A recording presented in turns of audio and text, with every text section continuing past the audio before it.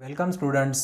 इस वीडियो के अंदर हम एक्यूरेसी, प्रेसिजन और एरर के बारे में स्टडी करने वाले हैं। किसी भी मेजरमेंट प्रोसेस के अंदर तीन इंपॉर्टेंट टेक्निकल टर्म्स होते हैं, एक्यूरेसी, प्रेसिजन और एरर। तो इनका क्या मीनिंग होता है वो आज हम इस वीडियो के अंदर देखने वाले हैं।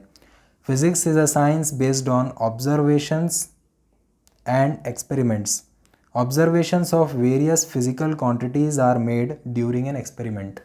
तो फिज़िक्स के अंदर यहाँ पे हम ऑब्जर्वेशन करते हैं और एक्सपेरिमेंट परफॉर्म करते हैं, और एक्सपेरिमेंट परफॉर्म करते समय यहाँ पे हम डिफरेंट फिजिकल क्वांटिटीज़ का मेजरमेंट करते हैं। ठीक है, फॉर एग्जांपल अगर हम एटमॉस्फेयर की स्टडी कर रहे हैं तो यहाँ पे हम एटमॉस्फेयर का प्रेशर मेजर करेंगे, है ना।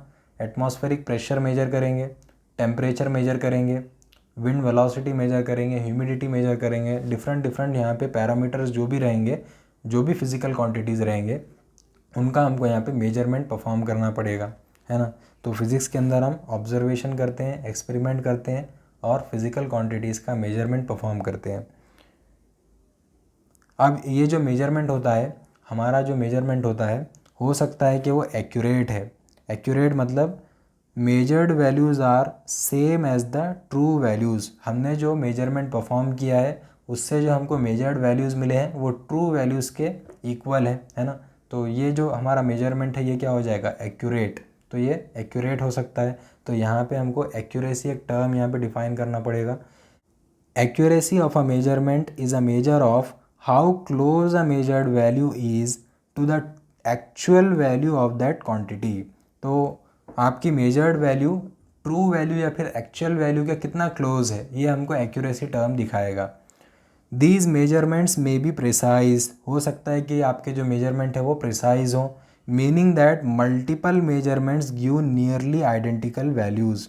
मतलब अगर आप मेजरमेंट बार बार परफॉर्म कर रहे हैं तो उसके जो रिजल्ट्स आ रहे हैं, उसके जो मेजर्ड वैल्यूज़ आ रहे हैं, वो यहाँ पे क्या है, नियरली आइडेंटिकल वैल्यूज़ है। मतलब ये बहुत ज़्यादा आपको सेम रिज़ल्ट यहाँ पे रिप्रोड्यूस हो रहा है ना। बार बार आपको सेम रिज़ल्ट मिल रहा है, मतलब क्या होगा, वो रिज़ल्ट क्या है, प्रिसाइज है। तो आपका मेजरमेंट यहाँ पे प्रिसाइज है। तो इससे रिलेटेड यहाँ पे एक टर्म हम डिफाइन कर देंगे, प्रेसिजन। तो प्रेसिजन क्या होता है, precision refers to how closely individually measured values agree with each other. तो जो इंडिविजुअल मेजरमेंट्स आप परफॉर्म करेंगे उसके जो रिजल्ट्स रहेंगे वो एक दूसरे के कितना क्लोज हैं, ये हमको प्रेसिजन यहाँ पे टर्म से पता चलेगा। Precision tells us to what resolution और limit the quantity is measured. तो क्वांटिटी को आप क्या रेजोल्यूशन, क्या लिमिट पे मेजर कर रहे हैं, ये आपको प्रेसिजन से पता चलेगा। आपके मेजरिंग इंस्ट्रूमेंट का रेजोल्यूशन जितना ज़्यादा रहेगा उतना ज़्यादा आप यहाँ पे प्रिसाइज मेजरमेंट कर रहे हैं। ठीक है, हर मेजरिंग इंस्ट्रूमेंट का रेजोल्यूशन होता है, तो रेजोल्यूशन जितना ज़्यादा रहेगा उतना ज़्यादा प्रिसाइज मेजरमेंट होगा वहाँ पे। We shall distinguish between two terms, accuracy and precision. तो अब ये जो टर्म्स हमने देखे, एक्यूरेसी और प्रेसिजन, इसको हम डिस्टिंग्विश करेंगे, देखेंगे कि दोनों एक दूसरे से कितना यहाँ पे डिफरेंट है। तो यहाँ पे हम एक एनालॉजी के थ्रू इसको स्टडी करेंगे।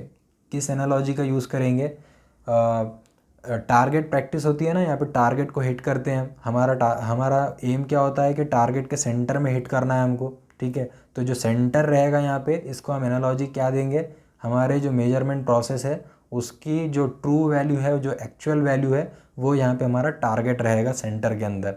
ठीक है, अब टारगेट को हम हिट कर रहे हैं तो सेंटर में लगना ज़रूरी नहीं है, आसपास कहीं पे भी लग सकता है। तो जहाँ पे लगेगा वो, उसको यहाँ पे हम फिगर्स के अंदर ब्लैक डॉट से रिप्रेजेंट करेंगे। ठीक है, बुलेट डॉट से यहाँ पे रिप्रेजेंट करेंगे हम उनको। और ये क्या दिखाएंगे, बुलेट डॉट्स, ये हमको दिखाएंगे हमारे मेजर्ड वैल्यूज़। ठीक है, इसको हम मेजर्ड वैल्यूज़ एज्यूम करेंगे। तो इस एनालॉजी के थ्रू यहाँ पे हम एक्यूरेसी और प्रेसिजन को देखेंगे। अब तो सपोज़ हम यहाँ पे टारगेट को हिट कर रहे हैं। ठीक है, तो फर्स्ट फिगर देखिए, फिगर ए, यहाँ पे आपके ये जो बुलेट होल्स हैं, ये बुलेट होल्स यहाँ पे देखिए टारगेट से यहाँ पे काफ़ी दूर होते जा रहे हैं, है ना। मतलब ये टारगेट से दूर है, मतलब आपके जो मेजर्ड वैल्यूज़ हैं वो यहाँ पे ट्रू वैल्यू से दूर है। इसका मतलब ये जो मेजरमेंट है ये इनएक्यूरेट है, करेक्ट है। अब ये जो इंडिविजुअली मेजर्ड वैल्यूज़ हैं ये एक दूसरे से काफ़ी दूर है ना। इसका मतलब ये इम्प्रेसाइज मेजरमेंट भी है। तो ये जो मेजरमेंट है जिसको हम ए फिगर से देख रहे हैं, ये इनएक्यूरेट है और ये इम्प्रिसाइज है। अब बी फिगर के अंदर देखिए, बी फिगर के अंदर यहाँ पे जो हम टारगेट को हिट कर रहे हैं, तो यहाँ पे हमारे जो मेजर्ड वैल्यूज़ है ये ब्लैक डॉट्स यहाँ पे बुलेट होल्स से हम यहाँ पे रिप्रेजेंट कर रहे हैं इनको। तो ये जो वैल्यूज़ हैं ये टारगेट से क्लोज आ गए हैं अब, है ना। फिगर ए के कंपेयर में ये टारगेट से क्या है, क्लोज है। इसका मतलब आपका जो मेजरमेंट है यहाँ पे, ये मेजरमेंट यहाँ पे एक्यूरेट है ना। अब लेकिन यहाँ पे ये जो इंडिविजुअली मेजर्ड वैल्यूज़ है ये फिर भी अभी भी एक दूसरे से दूर है यहाँ पे, है ना। इंडिविजुअली मेजर्ड वैल्यूज़ एक दूसरे से दूर है, तो यहाँ पे ये जो मेजरमेंट है ये इम्प्रिसाइज है। तो बी फिगर के अंदर जो मेजरमेंट है वो एक्यूरेट है और इम्प्रेसाइज है, ठीक है। अब सी फिगर के अंदर देखिए, यहाँ पे हमारे बुलेट होल्स ये रहे, ये यहाँ पे टारगेट से काफ़ी दूर है यहाँ पे, है ना। इसका मतलब ये जो मेजरमेंट है ये इनएक्यूरेट है ना। और इंडिविजुअली मेजर्ड वैल्यूज़ को अगर आप देखेंगे यहाँ पे, तो ये एक दूसरे से काफ़ी ज़्यादा क़रीब है, काफ़ी ज़्यादा क्लोज है यहाँ पे। तो यहाँ पे जो मेजरमेंट रहेगा ये प्रिसाइज रहेगा। तो सी फिगर के अंदर जो मेजरमेंट देख रहे हैं हम वो इनएक्यूरेट और प्रिसाइज है। अब डी फिगर को देख लेते हैं। यहाँ पे देखिए जो मेजर्ड वैल्यूज़ है वो टारगेट से बहुत ज़्यादा क्लोज है। इसका मतलब ये जो मेजरमेंट है ये एक्यूरेट है, और इंडिविजुअली मेजर्ड वैल्यूज़ को भी अगर आप देखेंगे यहाँ पे तो एक दूसरे से क्लोज ही है यहाँ पे। तो ये जो मेजरमेंट है ये प्रिसाइज है। तो डी फिगर के अंदर मेजरमेंट क्या है, एक्यूरेट भी है और प्रिसाइज भी है ना। ए के अंदर क्या था, इनएक्यूरेट और इम्प्रेसाइज था। तो यहाँ पे हमको 4 डिफरेंट यहाँ पे रिजल्ट्स मिले, ठीक है, ये एक्यूरेसी और प्रेसिजन के फॉर्म में। तो इस एनालॉजी के थ्रू यहाँ पे हम इजीली अंडरस्टैंड कर सकते हैं एक्यूरेसी और प्रेसिजन के बीच का डिफरेंस, ठीक है। एक और एग्जांपल देखते हैं यहाँ पे। For example, suppose true value of a certain length is near 3.678 centimetre. तो एक लेंथ है जिसको हमको मेजर करना है और उसकी ट्रू वैल्यू यहाँ पे क्या है, सपोज 3.678 सेंटीमीटर, ठीक है, ये इसकी ट्रू वैल्यू है। तो इस मेजरमेंट को हम 2 डिफरेंट एक्सपेरिमेंट से परफॉर्म करेंगे यहाँ पे, ठीक है। तो फर्स्ट एक्सपेरिमेंट में जो देखिए यहाँ पे हम जो मेजरिंग इंस्ट्रूमेंट यूज़ कर रहे हैं उसका रेजोल्यूशन है 0.1 सेंटीमीटर। 0.1 सेंटीमीटर रेजोल्यूशन का हमने मेजरिंग इंस्ट्रूमेंट यूज़ किया, और इससे जो हम मेजरमेंट करेंगे उससे हमको जो मेजर्ड वैल्यू मिली वो है 3.5 सेंटीमीटर, ठीक है। सेकेंड एक्सपेरिमेंट परफॉर्म करेंगे। अब यहाँ पे जो मेजरिंग डिवाइस हम यूज़ कर रहे हैं उसका रेजोल्यूशन ज़्यादा है, सपोज 0.01 सेंटीमीटर का रेजोल्यूशन है यहाँ पे। तो लेंथ जो हमको मिलेगी सपोज 3.38 सेंटीमीटर इसकी मेजर्ड वैल्यू आ रही है। तो 2 यहाँ पे हमने डिफरेंट एक्सपेरिमेंट से मेजरमेंट परफॉर्म किया। अब यहाँ पे देखिए जो फर्स्ट एक्सपेरिमेंट है यहाँ पे हमको जो मेजर्ड वैल्यू मिली है वो 3.5 सेंटीमीटर है, और सेकंड में 3.38 सेंटीमीटर है। हमारी जो एक्चुअल वैल्यू वो क्या है, 3.678 सेंटीमीटर है। तो अगर ये 2 वैल्यूज़ को आप देखेंगे तो यहाँ पे जो फर्स्ट एक्सपेरिमेंट से हमको वैल्यू मिली है ये एक्चुअल वैल्यू से ज़्यादा क्लोज है यहाँ पे, है ना। इसका मतलब यहाँ पे एक्यूरेसी ज़्यादा है, एक्यूरेसी क्या है यहाँ पे, ज़्यादा है। और अब देखिए यहाँ पे जो फर्स्ट वाला एक्सपेरिमेंट है उसके अंदर यहाँ पे 0.1 सेंटीमीटर का रिजोल्यूशन है यहाँ पे, और सेकेंड एक्सपेरिमेंट में 0.01 सेंटीमीटर का रिजोल्यूशन है यहाँ पे।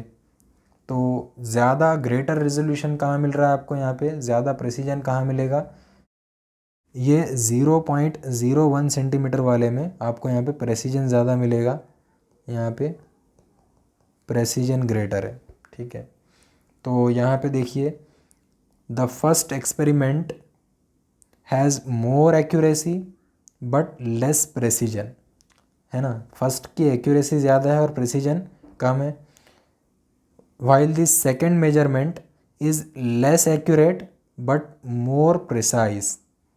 तो जो सेकंड वाला है उसके अंदर प्रेसिजन ज़्यादा है और एक्यूरेसी कम है, ठीक है। तो यहाँ से भी आप देख सकते हैं एक्यूरेसी और प्रेसिजन में क्या डिफरेंस है।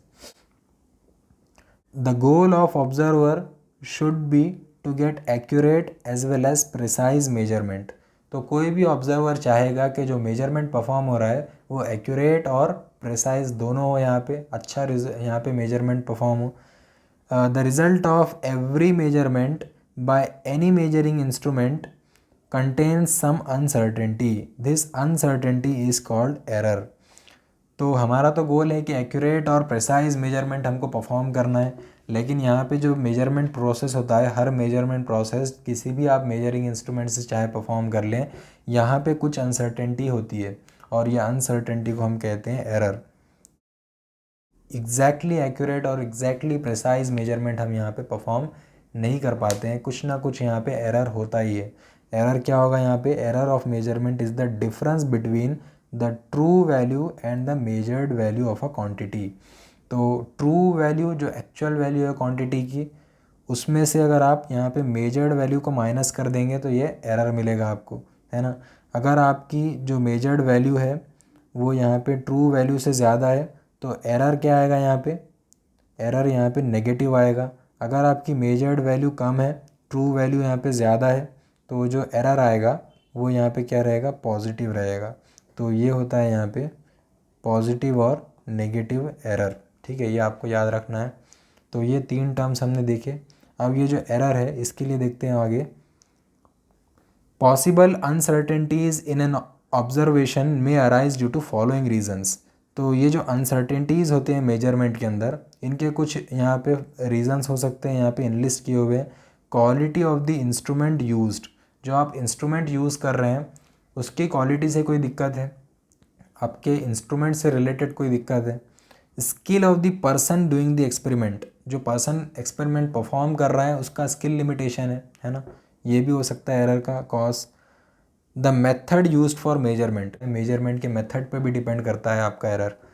एक्सटर्नल और internal factors affecting the result of the experiment, तो कुछ एक्सटर्नल या फिर इंटरनल फैक्टर्स भी हो सकते हैं, जैसे कि वाइब्रेशंस हो रहे हैं, टेम्परेचर चेंज हो रहा है ना। तो ये जो एक्सटर्नल फैक्टर्स हैं या फिर कोई इंटरनल फैक्टर्स हैं सिस्टम के, तो वहाँ से भी यहाँ पे हमको एरर मिल सकता है मेजरमेंट के अंदर। तो एरर्स जो होते हैं उनको हम यहाँ पे ब्रॉडली 2 कैटेगरीज में यहाँ पे कैटेगराइज कर सकते हैं, डिवाइड कर सकते हैं, सिस्टमेटिक एरर्स और रैंडम एरर्स, ठीक है। अब यहाँ पे 1 बाय 1 करके हम इनका मीनिंग देखेंगे। Systematic errors are errors that are not determined by chance but are introduced by an inaccuracy inherent to the system. तो सिस्टम से रिलेटेड अगर इनएक्यूरेसी है आपके मेजरमेंट के अंदर, तो वो जो एरर्स आएंगे उसको हम सिस्टमेटिक एरर्स कहते हैं। Sources of systematic error may be due to imperfect calibration of the instrument and sometimes imperfect method of observation. तो इंस्ट्रूमेंट का कैलिब्रेशन जो है उसमें कोई दिक्कत है, या फिर जो आप मेथड ईज़ कर रहे हैं मेजरमेंट के लिए उसके अंदर कोई दिक्कत है, तो यहाँ पे सिस्टमेटिक एरर्स यहाँ पे इंट्रोड्यूस होते हैं, इन्वॉल्व होते हैं। Each of these errors tend to be in one direction. तो ये जो एरर्स होते हैं सिस्टमेटिक एरर्स, इनकी टेंडेंसी होती है कि ये एक डायरेक्शन में होंगे, ठीक है, या तो पॉजिटिव साइड में होंगे या फिर नेगेटिव साइड में होंगे ये एरर्स। तो ये सिस्टमेटिक एरर्स की टेंडेंसी होती है। The possible types of systematic errors are as follows. तो सिस्टमेटिक एरर्स को यहाँ पे हम 3 कैटेगरीज में डिवाइड कर सकते हैं। Instrumental error, error due to imperfection in experimental technique और प्रोसीजर, पर्सनल एरर, ठीक है, इंस्ट्रूमेंट से कोई दिक्कत है, मेथड ऑफ एक्सपेरिमेंट से कोई दिक्कत है, या फिर पर्सनल एरर है पर्सन का, ऑब्जर्वर का। तो ये 3 कैटेगरीज में इसको हम सिस्टमेटिक एरर्स को यहाँ पे हम डिवाइड कर सकते हैं 3 कैटेगरीज में। इनमें फर्स्ट कैटेगरी है instrumental errors. This type of error arises due to defective calibration और imperfect design of an instrument और an incorrect zeroing of an instrument will lead to such kind of error. मतलब zero error, या तो आपका जो instrument है उसका calibration defective है, या फिर उसका डिज़ाइन अच्छा नहीं है, या फिर उस इंस्ट्रूमेंट के अंदर ज़ीरो एरर है, ठीक है, उसकी ज़ीरोइंग करेक्ट नहीं है। तो ये पॉसिबल यहाँ पे सोर्सेस हो सकते हैं यहाँ पे इंस्ट्रूमेंटल एरर्स के। For example zero of thermometer not graduated at proper place. तो प्रॉपर प्लेस पे यहाँ पे ज़ीरो आपका ग्रेजुएटेड नहीं है, 0 डिग्री टेम्परेचर। और the temperature graduations of thermometer may be inadequately calibrated. जो आपका थर्मोमीटर है उसका कैलिब्रेशन उतना सफिशेंट नहीं है, उसका कैलिब्रेशन उतना अच्छा नहीं है, ठीक है। तो ये यहाँ पे ज़ीरो एरर भी हो सकता है और यहाँ पे कैलिब्रेशन एरर भी हो सकता है थर्मोमीटर के अंदर। It may read 104 degree Celsius at the boiling point of water at STP, whereas it should read 100 degree Celsius. तो बॉइलिंग पॉइंट रीच करने के बाद उसको 100 डिग्री सेल्सियस टेम्परेचर शो करना चाहिए, लेकिन वो टेम्परेचर कितना दिखा रहा है, 104 degree centigrade.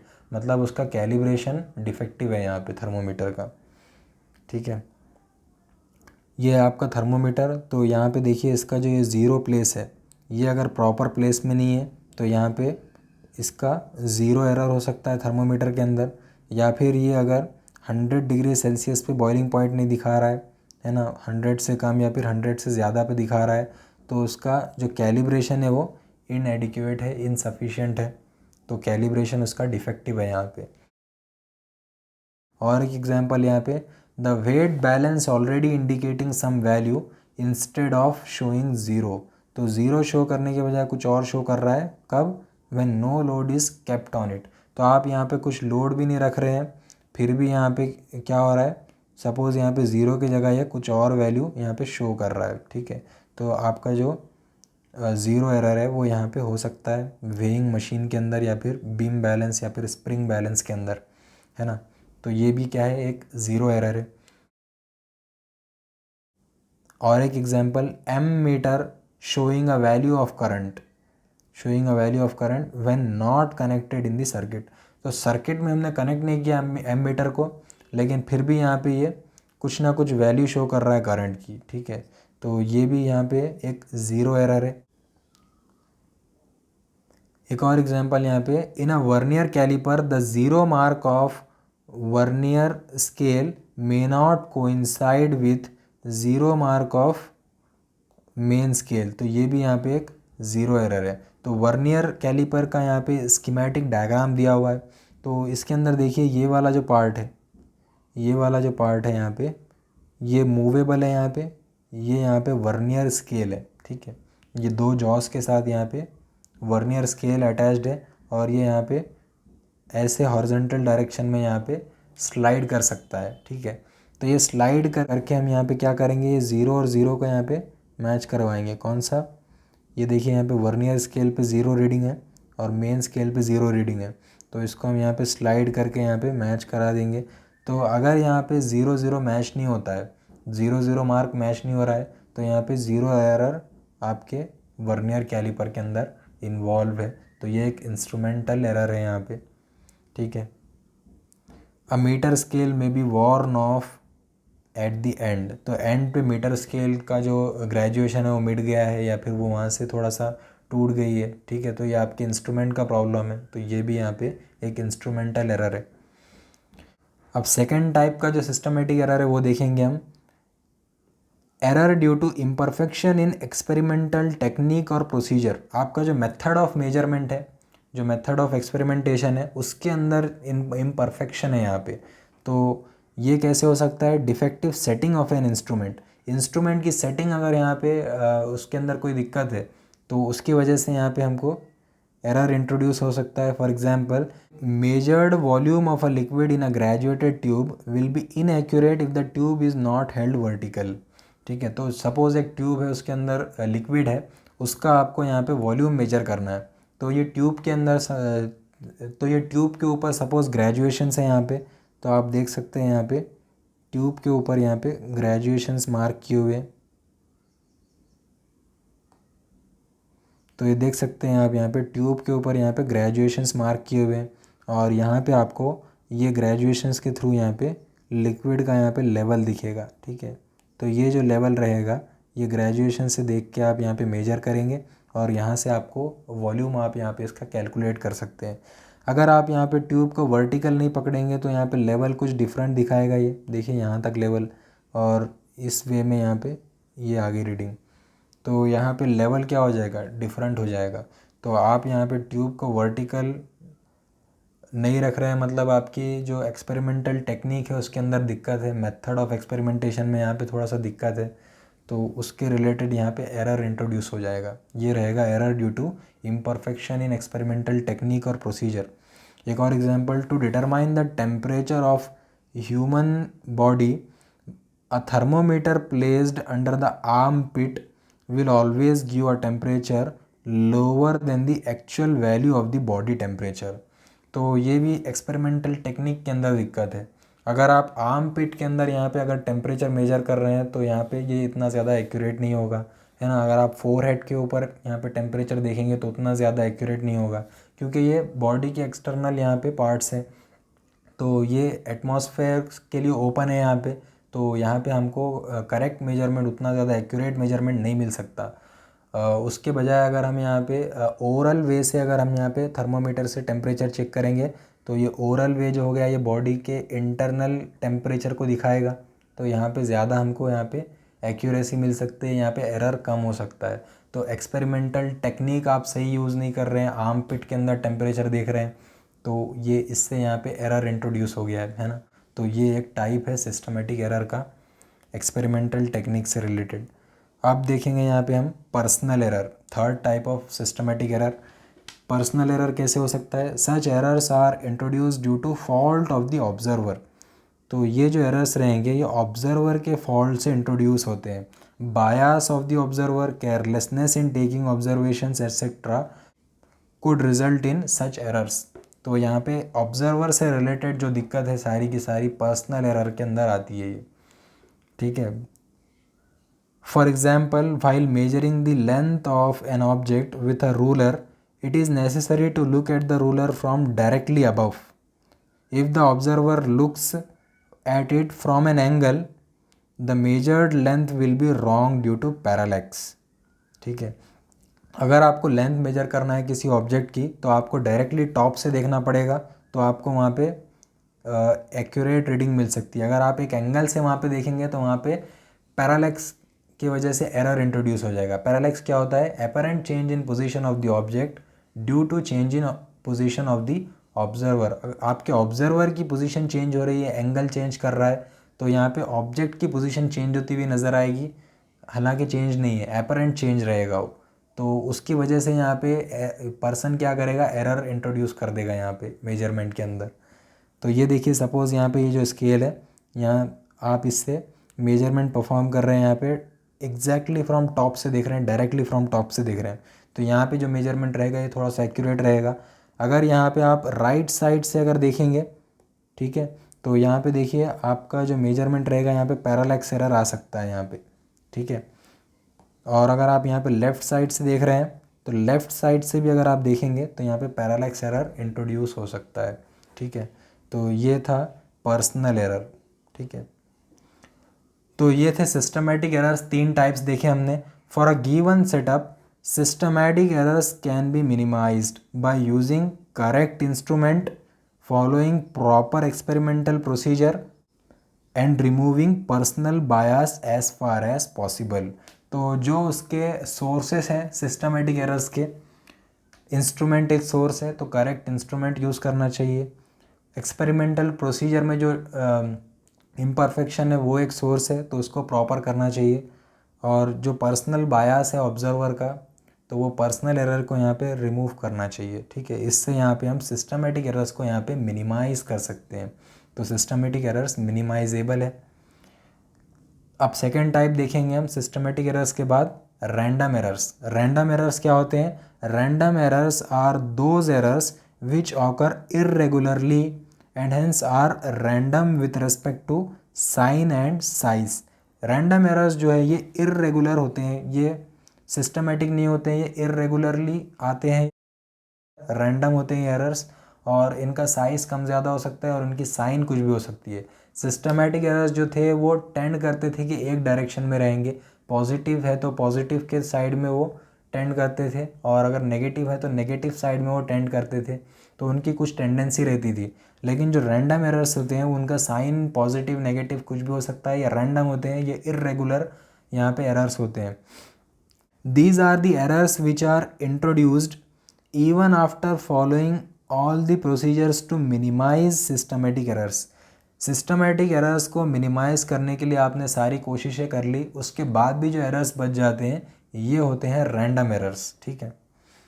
Random errors occur due to variation in conditions in which experiment is performed. तो एक्सपेरिमेंटल कंडीशंस जो होंगे उसकी वजह से यहाँ पर रैंडम एरर्स इंट्रोड्यूस होते हैं। These can arise due to random and unpredictable fluctuations in experimental conditions. Experiment के अंदर रैंडम अनप्रेडिक्टेबल फ्लक्चुएशंस की वजह से ये एरर्स इंट्रोड्यूस हो सकते हैं।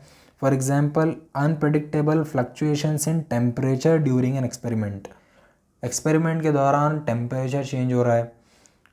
वोल्टेज ऑफ पावर सप्लाई में चेंज रैंडमली। तो आपका जो पावर सप्लाई है उसका जो वोल्टेज है उसके अंदर फ्लक्चुएशंस है, उतना ज़्यादा रेगुलेटेड वोल्टेज नहीं है, तो यहाँ पे एक रैंडम एरर आ सकता है। Mechanical vibrations of experimental setups. आपका जो एक्सपेरिमेंटल सेटअप है, मशीन्स है, उनके अंदर अगर वाइब्रेशंस है तो वो रैंडम एरर्स रहेंगे, उनको आप कंट्रोल नहीं कर सकते, है ना। तो ये रैंडम आ रहे हैं, सडनली आ रहे हैं ये एरर्स, तो ये सब रैंडम एरर्स के अंदर आते हैं। और क्या होते हैं? Personal unbiased errors by the observer taking readings. तो जो हमने सिस्टमैटिक एरर्स के अंदर जो पर्सनल एरर्स देखे थे वो बायास्ड थे, ऑब्जर्वर की टेंडेंसी, मतलब ऑब्जर्वर का जो एरर था पैरालैक्स की वजह से, वो उसकी वजह से आते थे। लेकिन अब अनबायास्ड पर्सनल एरर भी हो सकते हैं। क्या होंगे ये? For example when the same person repeats the same observation it is very likely that he may get different readings every time. तो सेम पर्सन वहाँ पे एक्सपेरिमेंट को परफॉर्म कर रहा है, ऑब्जर्वेशन कर रहा है वहाँ पे, लेकिन डिफरेंट मल्टीपल यहाँ पे ऑब्जर्वेशन से वो डिफरेंट रीडिंग्स यहाँ पे गेन कर रहा है। तो सेम पर्सन सेम ऑब्जर्वेशन कर रहा है लेकिन रीडिंग्स डिफरेंट आ रहे हैं। तो सेम पर्सन यहाँ पे सेम ऑब्जर्वेशन परफॉर्म कर रहा है, बट यहाँ पे रैंडमली यहाँ पे एरर्स इंट्रोड्यूस हो रहे हैं, डिफरेंट रीडिंग मिल रही है हर बार, ठीक है। तो ये होते हैं रैंडम एरर्स।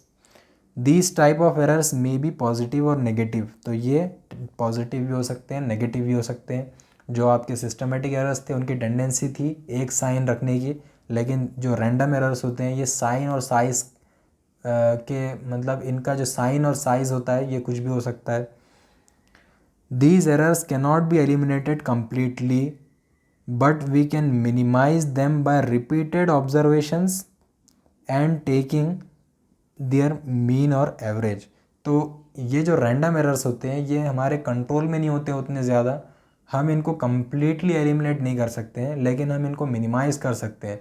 फॉर एग्जांपल अगर हम रिपीटेड यहाँ पे ऑब्जर्वेशंस लेंगे और उनका अगर मीन या फिर एवरेज ले लेंगे तो काफ़ी हद तक यहाँ पे रैंडम एरर्स को हम मिनिमाइज़ कर सकते हैं। अब इनसे हट के यहाँ पे एक और एरर है, लीस्ट काउंट एरर। ये भी रैंडम एरर्स की कैटेगरी में आता है। The smallest value that can be measured by the measuring instrument is called its least count. तो किसी भी मेजरिंग इंस्ट्रूमेंट, तो कोई भी मेजरिंग इंस्ट्रूमेंट जो लीस्ट वैल्यू मेजर कर सकता है, जो स्मॉलेस्ट वैल्यू जो मेजर कर सकता है, उसको हम लीस्ट काउंट कहेंगे उस मेजरिंग इंस्ट्रूमेंट का। ऑल द रीडिंग्स और measured values are good only up to this value. तो इतनी लिमिट तक ही यहाँ पे वैल्यूज़ क्या क्या कर सकते हैं, हम एक्यूरेटली मेजर कर सकते हैं। The least count error is the error associated with the resolution of the instrument. Instrument का जो रिजोल्यूशन रहेगा, जो इंस्ट्रूमेंट स्मॉलेस्ट वैल्यू जो मेजर कर सकता है, जो उसका लीस्ट काउंट रहेगा, उसके रिलेटेड यहाँ पे लीस्ट काउंट एरर है। For example if we use metre scale for measurement it may have graduations at 1 mm division scale spacing और इंटरवल। तो ये जो आपकी मीटर स्केल है, देखिए यहाँ पे जो सब डिवीजन है दो, इनके बीच में जो गैप रहेगा, ये जो रहेगा ये रहेगा least count of metre scale. तो यहाँ पे 1 mm है, दो लाइंस के बीच का गैप, तो ये जो मीटर स्केल है इसका लीस्ट काउंट क्या रहेगा, 1 mm रहेगा। A vernier caliper has the least count.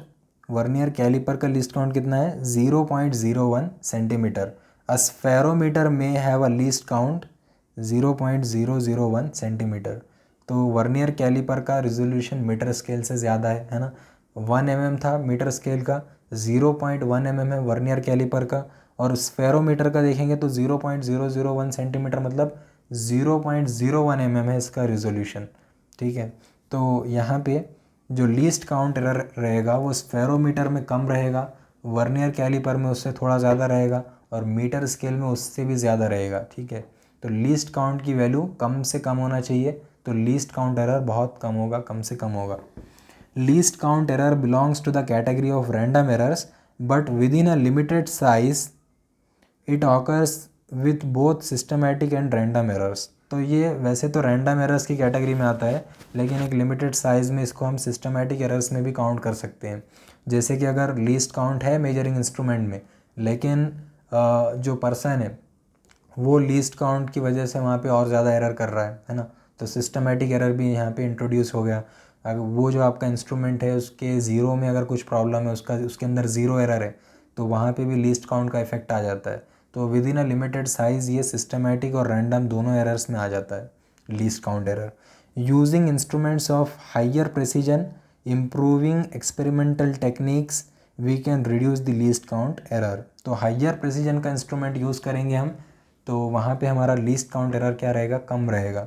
Repeating the observation several times and taking the arithmetic mean of all the observations the mean value would be very close to the true value of the measured quantity.